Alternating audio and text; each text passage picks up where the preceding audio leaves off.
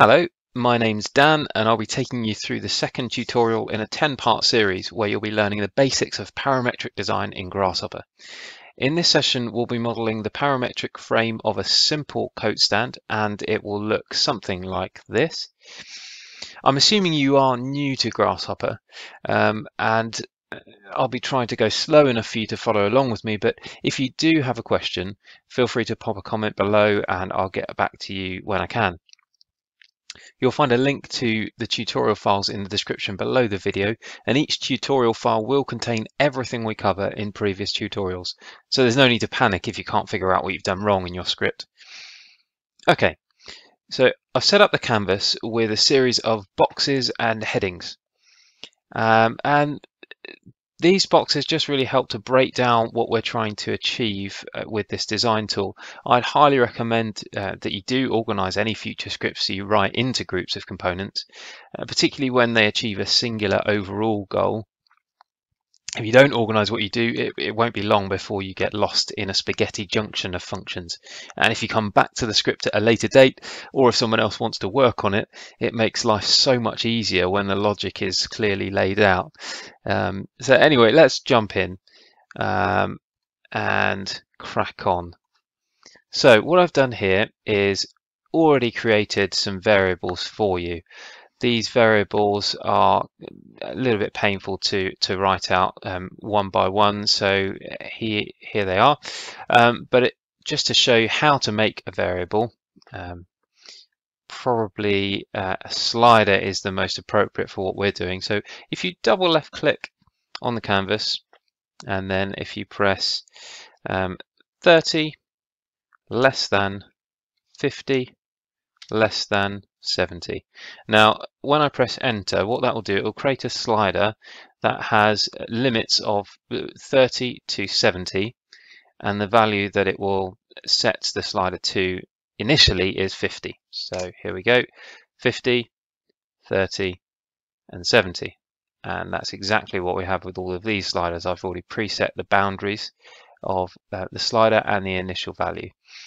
We can also expand the sliders so that you can get a bit more precision in the pointing of the mouse. So you can see I can very easily go from 55 to 56 there, but if I was to have a much smaller slider, that's actually a bit more difficult. Right, so get rid of that. Already have all of our variables for this project. You are welcome. We will start building our model now. I've got this section here called geometry, and that's what we'll be working on in this video. Right, so double left click in the canvas, press / twice, and that's our really great shortcut to making a panel, which you'll find are very useful later on. Type in 1000 and then enter. So we have a variable of 1000. If you click on that and drag it, don't let go, and press Alt, you can get a copy. Now let go of everything, and I've got a copy there. I'm going to do that one more time. And so what we're doing here is setting up our first point for the model, and I want the X, Y, and Z coordinates to be these here. So double click again, left click again, and type construct point. There we go. You can access all of these components up here on the Grasshopper ribbon. If you ever find a component that you get given in a script and you want to know where it is, where you can access that in the Grasshopper ribbon, you can click, excuse me, press Control, Alt, and left click on that component, and it will take you to exactly where that is found. I like really mainly to just search for my components. Here it's much quicker. Right, so we've got our X, Y, and Z coordinate, and we've got our point here. When you click on a component, if it's grey, not dark grey, if it's light grey, and you click on a component, it will highlight whatever that is. In this case, it's a point in green. So there we go, we've got our green point. It's not the origin as expected. Okay, we're going to try and pick up speed a little bit here. So now we're left clicking, double left clicking, and we're going to type in move because we want to move this point. and I want to move it by in a direction. So let's type in Z, but I want to move it in more than just one unit in the Z direction. I want to move it the height of the stand. So we go to height of the stand here. We can see that's in meters, and the units of the viewport are actually in millimeters, and that's what Grasshopper is working in here. So what we're going to do is right click on the factor and put in just an expression, x multiplied by 1000. And that goes in. We hover over that star symbol and we can see what the expression is. You can obviously put in expressions far more complex than this, and now we can see that that's 1900 millimeters translation. And if we go here, we can see that, yeah, that's 1900 millimeters up from the original point that we put in. Now I'm going to do the same thing, and to make it quicker, highlight both of these components, left click drag, press Alt, and we've copied, but I want to change the inputs. So I want to carry on from the previous point and change the Z input to the brace distance from the top. So we can actually connect components backwards.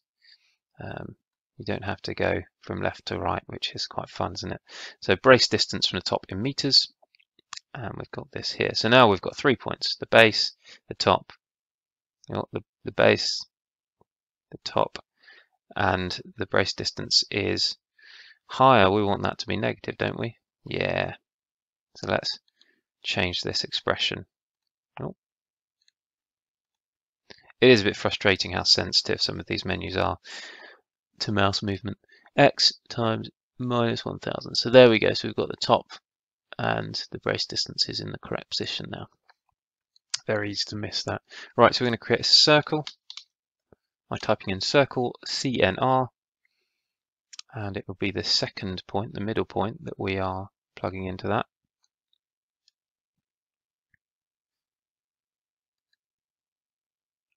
Just checking that is correct. It's our first point that we're putting into that. Yeah, the top, yeah. And let's connect the radius up to the diameter of the hoop.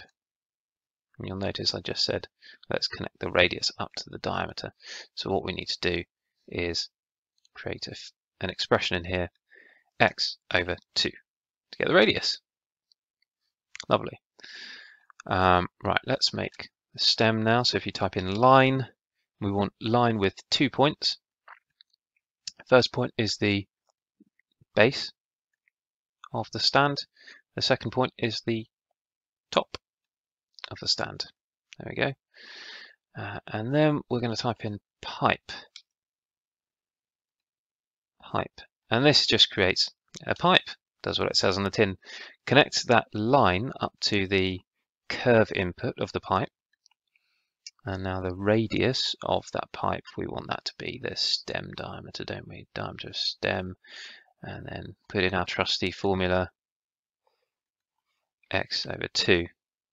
You might be wondering why I place sliders with diameter on. Well, diameter is just a much easier measurement to imagine when we're looking at our stand. We don't really talk about the radius of an element, but that is what the input of this component is. So yeah, let's change that. Right, I'm going to double click and change the ends of this component to flat. So you can see that if you just hover over the caps, you'll see 0 is none, 1 is flat, 2 is round. So I'm putting a 1 in there to make that flat. And you'll see if I zoom in, we've got some flat ends, cap the ends. Great. And I'm just going to flatten that. Right click, flatten. Okay. Now I'm going to make the base, I think. So let's get the circle here. Drag with the Alt again. Let's make the origin at the base instead. And let's make the input the diameter of the base. And because I've been a bit cheeky there and copied with the formula in it, we don't need to put that in again. I'm going to just hide some of these So the radii, going to right click on the R, click on wire display, and then hidden. It can get really messy if you don't tidy up like this. Wire display, hidden, and by all means you're welcome to leave all the wires exposed, but it will become a bit messy. Hidden. So there we go. I make a habit of making any wires that transfer from one group of components to another. I make them faint if I can as well, at a minimum. It just helps to clarify the flow of information. Right, so there we go. We've got our circle, but I want to extrude that. Extrude. And there we go. We're moving that circle at the base into this geometry. I want that to be moving in a downward direction. So this is asking for a vector, and you can see it's only just given one unit there, but we want it to move down by the depth of the base. It's positive, so let's make it negative. X multiplied by -1, and there we'll see our base has extruded downward. Lovely. But we also want to cap the top and bottom, so let's type in cap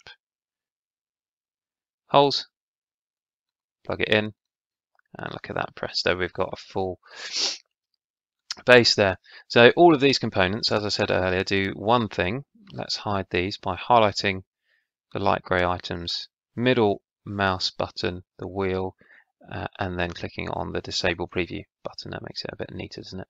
Highlight all of these. Control G will create a group, and then we can right click anywhere on that group and name it base. And that probably seems quite basic to you at the moment, and things will become a bit more complex later. Don't worry about that. So I'm just going to hide some of these wires or make them faint. There we go. Right, so next I am going to put in a divide curve function.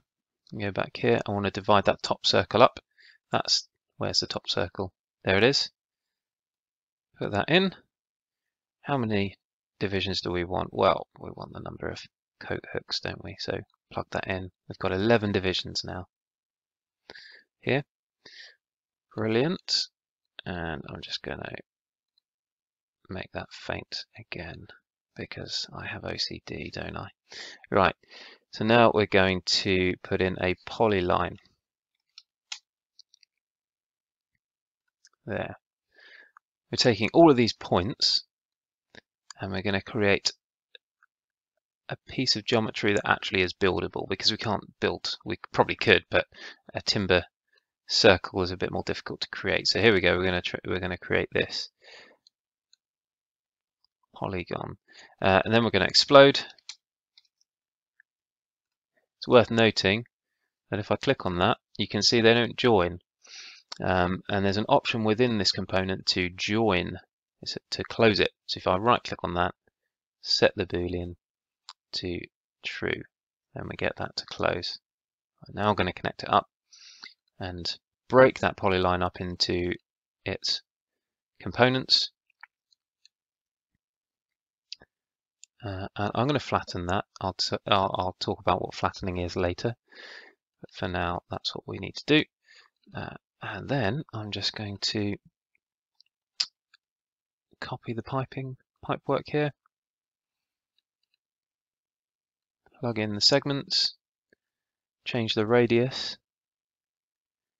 to the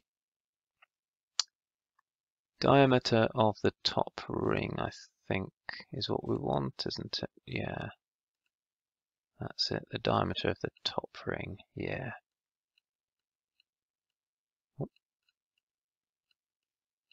And let's get that out of the way.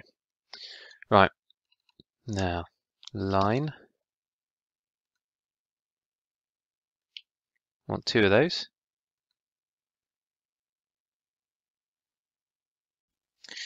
So for the first line, we're going to connect up the first point to A, and we're going to create a relay by double clicking anywhere on the wire. And a relay just is a method of causing a node of information, so we can add in branches from here. You'll see what the purpose of that is shortly. So we're going to take the points here all the way around that ring and put those as the B points. So you can see that we can put in one piece of information to input A, and we can put several pieces of information into input B, and what that will do is create the longest list, i.e. it will repeat input A for the number of times that input B has an input. There we go. We'll do the same thing for our diagonal struts. The first point is going to be this point down here, point A, and then the second point will be again those points at the edge of the circle. There we go. So we've got a bit of our structure. And we will then make a pipe. And to make this a bit quicker, let's highlight that again, drag it, press Alt, and all we need to do is change the input. So I'm going to add in these two lines here, and to put more than one piece of information into an input, what we need to do is drag, then we drag and then hold down Shift, and the arrow will turn green with a plus symbol on it. You can see that if you look closely. Now when we plug it in, they will both be added. Right, now one more thing needs to be added to this sequence. Type in endpoints. I'm going to come from the ends of all of these horizontal members, and this really is just adding on some cantilevered points for the coats to be hooked onto. Very small pieces. So now we're going to type in SDL, line SDL, and this will allow us to create add-on pieces to these horizontal members. Connect the end to that. The direction is going to be the same direction as these lines, and you can do that in Grasshopper quite easily. A line also represents a vector, which here we have vectors, you can see that. And then the direction length I'm going to put in as 50. So let's plug that in there. So can you see that we've got lots of tiny cantilevers, 50 millimeters long, 5 centimeters. And that's the last thing that I want to add in to be piped. So I can add in that there, holding down Shift again. So our third input, and we can see that that has been added to the list. Now I'm going to add one more endpoint component, and this really is just to locate the endpoints that the hook is going to be located at. So I'm going to type in point. I link the endpoint to that point, and when I click on it, you'll see it. Yep, that is definitely the end. I'm going to flatten this though, and you can see here that we've got the information organized in a higher tier folder. So normally we'll have everything organized in a simple list in one folder, but this is in the second tier. We don't want that, so I'm going to flatten that list, and now we are on the lowest tier folder. Okay, and I'm also going to simplify. Right, vector, and we want to know these vectors as well, because these are going to help us to orient the coats when they come in. I will also flatten those. I'm just going to label these two by highlighting it, pressing Ctrl G again, and then labeling this. So this is going to be the hooking point vectors to a line.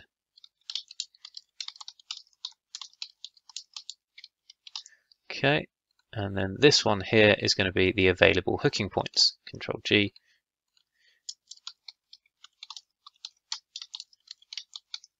Okay, and we will be using those in the next tutorial. So that is everything. Your model should look something like this. You will be able to change the diameter of the base and see that. Look at that. Depth of the base, brace distance from the top. Here we go. Number of hooks, etc., etc. And the limits have already been set for you, but you can change them if you want. So now we have the basic form of our geometry. I'm going to stop the video and join you in the next tutorial.